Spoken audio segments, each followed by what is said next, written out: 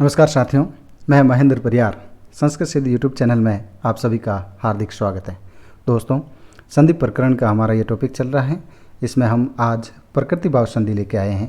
दोस्तों, संधि प्रकरण टॉपिक का ये हमारा 8वां और अच संधि प्रकरण का ये अंतिम वीडियो है। तो दोस्तों, बढ़ते हैं प्रकृति भाव संधि। बता देना चाहूँगा कि दोस्तों, प्रकृति भाव संधि आप रीट व्याख्याता या वरिष्ठ अध्यापक भर्ती परीक्षा की तैयारी कर रहे हैं, उनमें यकीन मानिए इसमें से प्रश्न पूछते हैं। तो आपको किस प्रकार इनके प्रश्नों के उत्तर देने हैं और कैसे प्रश्न पूछते हैं, इनसे आपको रूबरू करवाएंगे। तो दोस्तों, चलते हैं प्रकृति भाव संधि। प्रकृति भाव संधि में दोस्तों, प्रकृति भाव शब्द का अर्थ समझिए, यानी यहाँ का क्या तात्पर्य होता है, ये प्रकृति भाव क्या कहना चाहती हैं।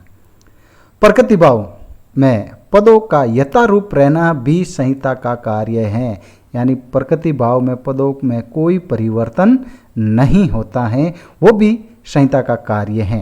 अर्थात दोस्तों, प्रकृति भाव का अर्थ है जो जैसा है उसका वैसा ही रहना, यानी कोई किसी प्रकार का परिवर्तन नहीं होता है। अर्थात जो विकार होना चाहिए उसका न होना ही प्रकृति भाव है। तो दोस्तों, हम इस स्लाइड में प्रकृति भाव संधि के बारे में जानना है और प्रकृति भाव शब्द का क्या तात्पर्य होता है वो जानना है। प्रकृति भाव शब्द का तात्पर्य होता है जो जैसा है उसका वैसा ही रहना, अर्थात जो विकार होना चाहिए उसका न होना ही प्रकृति भाव है, यानी कोई परिवर्तन नहीं होता है। तो दोस्तों, चलते हैं आगे प्रकृति भाव संधि में।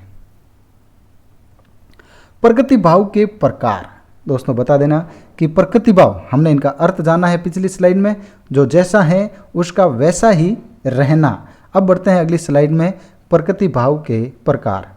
ये प्रकृति भाव सामान्यतः 3 प्रकार का होता है। पहला है प्लुत प्रकृति भाव, दूसरा है परगीय प्रकृति भाव और तीसरा है सामान्य प्रकृति भाव। तो दोस्तों, प्लुत, तो आपको मैं बता देना चाहूँगा कि स्वर 3 प्रकार के होते हैं, ह्रस्व, दीर्घ और प्लुत। तो दोस्तों, पहले पढ़ते हैं प्लुत प्रकृति भाव। सूत्र है प्लुत परगीय अच्छी नित्यम। दोस्तों, सूत्र को समझिए, प्लुत परगीय अच्छी नित्यम, प्लुत परगीय अच्छी नित्यम। प्लुत और परगीय संज्ञक से अच परे होने पर प्रकृति भाव होता है। तो दोस्तों देखिए, सूत्र में 2 पारिभाषिक शब्द आए हैं, एक है प्लुत और दूसरा है परगीय। तो मैं प्लुत के बारे में बता देना चाहता हूं दोस्तों कि स्वर 3 प्रकार के होते हैं। पहला होता है ह्रस्व स्वर, दूसरा होता है दीर्घ स्वर और तीसरा होता है प्लुत स्वर। तो ह्रस्व स्वर जिनका उच्चारण करने में बहुत ही कम समय लगता है और वो एक मात्रिक होता है। दीर्घ स्वर यानी जिस स्वर का उच्चारण करने में ह्रस्व स्वर से ज़्यादा समय लगता है उसको दीर्घ स्वर कहा जाता है, जो द्विमात्रिक होता है। प्लुत स्वर यानी जिस स्वर के उच्चारण में दीर्घ स्वर से भी अधिक समय लगता है उसको प्लुत स्वर कहा जाता है। तो प्लुत प्रकृति भाव यानी त्रिमात्रिक अच को प्लुत कहा जाता है। तो दोस्तों, बता देना चाहूँगा कि देवनागरी लिपि में प्लुत को बताने के लिए उसके आगे 3 लिख दिया जाता है। तो जिस स्वर के पीछे 3 लिखा हुआ जाता है, वर्ण के पीछे 3 लिख दिया जाता है, तो उस 3 का तात्पर्य हो जाएगा प्लुत। तो दोस्तों, अब यह जानना जरूरी होगा कि प्लुत का प्रयोग, स्वर का प्रयोग कहाँ पर किया जाता है।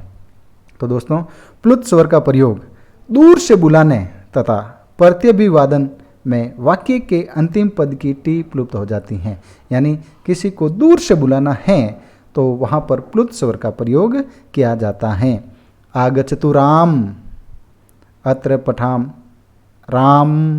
देखो, राम पीछे म के पीछे 3 दिया हुआ, यानी राम के लिए हम 3 बार इस म का प्रयोग कर रहे हैं। म में जो स्वर अ है उसका प्रयोग कर रहे हैं। तो दोस्तों देखिए, राम म आया हुआ है और आगे अ आया हुआ है, म में अ है और आगे भी अ है। तो यहाँ पर अक श वर्ण दीर्घ सूत्र से दीर्घ संधि होनी चाहिए, लेकिन बीच में जो ये 3 का चिन्ह है, जो प्लुत चिन्ह है, जहाँ पर त्रिमात्रिक होता है, वहाँ पर संधि कार्य नहीं होता है, वहाँ पर केवल और केवल नित्य रूप से प्रकृति भाव होता है। तो दोस्तों यहाँ पर दीर्घ संधि न होकर यहाँ पर केवल प्रकृति भाव संधि होती हैं, और प्रकृति भाव संधि का अर्थ है जो जैसा है वैसा ही रहता है, उसमें कोई परिवर्तन नहीं रहता है। तो दोस्तों हमने अभी जो प्लुत प्रज्ञा अच्छी नित्यम सूत्र पढ़ा है, तो उसमें प्लुत और प्रज्ञ संज्ञक से अच परे, अच का तात्पर्य होता है स्वर परे होने पर प्रकृति भाव होता है। सूत्र में दो पारिभाषिक शब्द आए हैं प्लुत। प्लुत को हमने जाना है कि स्वर का एक प्रकार है। स्वर 3 प्रकार के होते हैं, ह्रस्व स्वर, दीर्घ स्वर और प्लुत स्वर। प्लुत स्वर के बारे में हमने इस विस्तृत स्लाइड में जाना है कि त्रिमात्रिक अच को प्लुत कहा जाता है। स्वर 3 प्रकार के होते हैं, ह्रस्व जो मैंने बताया है दोस्तों एक मात्रिक होता है, दीर्घ स्वर जो द्विमात्रिक होता है, और प्लुत स्वर त्रिमात्रिक होता है। तो दोस्तों देवनागरी लिपि में प्लुत को बताने के लिए उसके आगे 3 लिख दिया जाता है। तो मैंने बताया है दोस्तों कि दूर से बुलाने तथा प्रत्यभिवादन में वाक्य के अंतिम पद की टी प्लुप्त हो जाता है। जहाँ पर स्वर 3 यानी त्रिमात्रिक हो वहाँ नित्य रूप से प्रकृति भाव होगा। आगे बढ़ते हैं दोस्तों, क्या आप निश्चित हो गए कि प्रकृति भाव शब्द का क्या अर्थ होता है। अब दूसरा जो शब्द आया है प्रज्ञ संज्ञा। तो दोस्तों प्रज्ञ संज्ञा क्या होता है पहले इसके बारे में जान लेते हैं, क्योंकि हमने जो पारिभाषिक सूत्र में 2 शब्द आए हैं प्लुत और प्रज्ञ, तो हमने प्लुत के बारे में जान लिया है कि जो 3 त्रिमात्रिक होता है उसको प्लुत स्वर कहा जाता है। तो जो प्लुत प्रकृति भाव में प्लुत प्रज्ञा अच्छी नित्यम में सूत्र में जो 2 पारिभाषिक शब्द आए हैं, पहला आया है प्लुत और दूसरा आया है प्रज्ञ। तो दोस्तों प्लुत का हमने अच्छी तरह से अर्थ जान लिया है। अब पढ़ते हैं प्रज्ञ, इसके पारिभाषिक शब्द का क्या तात्पर्य होता है और प्रज्ञ संज्ञा किसकी होती हैं। प्रज्ञ संज्ञा जो ग्रहण करने योग्य हो, इसका तात्पर्य होता है जो बिना संधि के नियमों को ध्यान रखे उच्चारण करने योग्य हो। तो दोस्तों प्रज्ञा संज्ञा का तात्पर्य होता है जो ग्रहण करने योग्य हो और जो बिना संधि के नियमों को ध्यान रखे उच्चारण करने योग्य हो। दोस्तों प्रज्ञा संज्ञा किसकी होती हैं ये बहुत जानना जरूरी है। ये तो प्रज्ञा संज्ञा शब्द का अर्थ बताया मैंने कि जो ग्रहण करने योग्य हो और जो बिना संधि के नियमों को ध्यान रखे उच्चारण करने योग्य हो।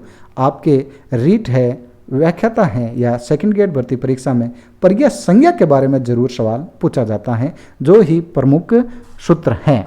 तो दोस्तों पढ़ते हैं प्रज्ञा संज्ञा किसकी होती हैं, इसके बारे में जानना बहुत जरूरी है। तो देखते हैं अगला सूत्र प्रज्ञ प्रकृति भाव। प्रज्ञ तो दोस्तों सूत्र है ईदुदेद द्विवचनम प्रज्ञम, ईदुदेद द्विवचनम प्रज्ञम। तो दोस्तों वृत्ति से इसको जान लेते हैं ईदुदेदंतम द्विवचनम प्रज्ञ स्यात्। तो दोस्तों यहाँ पर ये देखिए ईदुदेदंतम दिया हुआ है, यानी इकारांत उकारांत और एकारांत, और वचन कौन सा होना चाहिए, द्विवचन पद हैं। तो प्रज्ञहम यानी प्रज्ञा संज्ञक स्यात् यानी हो, यानी इस सूत्र का अर्थ होता है इकारांत उकारांत व एकारांत द्विवचन का पद प्रज्ञ संज्ञक हो। तो दोस्तों पढ़ते हैं आगे सूत्र हमने पढ़ा ईदुदेद द्विवचनम प्रज्ञम, यानी अर्थात यदि कोई द्विवचनांत पद इकारांत उकारांत व एकारांत हो तो उनकी प्रज्ञ संज्ञा होती हैं। तो दोस्तों ध्यान दें हरि एतव दिया हुआ है, तो हरि शब्द इकारांत पुल्लिंग का द्विवचन है और आगे ए दिया हुआ है, तो यहाँ पर कुछ भी परिवर्तन नहीं होता है, प्रकृति भाव संधि हो रही है, यहाँ पर कुछ भी परिवर्तन नहीं हुआ। हरि प्लस एतव दिया हुआ है, तो बीच वाला जो प्लस है उसको हटा दो, वो आपकी प्रकृति भाव संधि हो जाती है। तो प्रकृति भाव संधि में प्रज्ञ संज्ञा कहाँ पर होती है ये ध्यान देना दोस्तों, कि यदि कोई द्विवचनांत, इंपॉर्टेंट सवाल है यहाँ पर कि प्रज्ञा संज्ञा किस वचनों में होती है, एक वचनांत में, एक द्विवचनांत में, एक बहुवचनांत में। तो आपको याद रखना होगा कि द्विवचनांत पद में तो इकारांत उकारांत व एकारांत हो तो उनकी प्रज्ञ संज्ञा होती हैं। दोस्तों ये ध्यान दें कि इस संज्ञा का फल प्रकृति भाव है। ज्यों इस सूत्र से प्रज्ञ संज्ञा होती है तो त्यों ही सूत्र लगता है प्लुत प्रज्ञा अच्छी नित्यम से संधि स्थल पर प्रकृति भाव हो जाता है। तो यानी प्लुत और प्रज्ञा, तो प्लुत के बारे में हमने जान लिया है, प्रज्ञा संज्ञा यानी प्रज्ञा संज्ञा में द्विवचनांत पद में इकारांत हो, उकारांत हो और एकारांत हो और उसके आगे अच्छी यानी अच स्वर आया हुआ है, अच यानी स्वर आया हुआ है, तो वहाँ पर नित्य प्रकृतिभाव संधि होती हैं। तो दोस्तों इसमें इतना कुछ डीपली जानने की आवश्यकता नहीं है। विष्णु प्लस इमौ दिया हुआ है, तो विष्णु शब्द उकारांत पुल्लिंग का द्विवचन पद होने के कारण इसमें प्रकृतिभाव संधि हुई और यहाँ पर कुछ भी परिवर्तन नहीं हुआ, बीच में प्लस हटा दो, यह आपका संधि युक्त पद बन जाएगा। तीसरा उदाहरण है पचेते इमौ, तो पचेते इमौ इसका पद बन जाता है।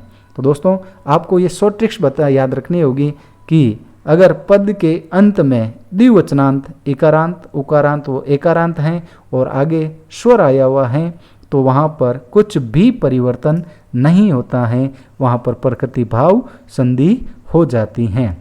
तो दोस्तों हमने इस वीडियो में प्लुत प्रकृतिभाव पढ़ा और प्रज्ञ प्रकृतिभाव पढ़ा और आपके दोस्तों कोर्स में है इदुदेद द्विवचनम प्रज्ञम, ये सूत्र दिया हुआ है। तो इस सूत्र में आपको इस प्रकार से सवाल पूछ सकते हैं कि प्रज्ञा संज्ञा किस पद में होती हैं, तो इसका उत्तर होगा द्विवचनांत पद में। निम्नलिखित में से कौन सा प्रज्ञा संज्ञा पद नहीं हो सकता है, तो इकारांत उकारांत और एकारांत तो होता है, इनके अलावा प्रज्ञा पद संज्ञा नहीं होता है।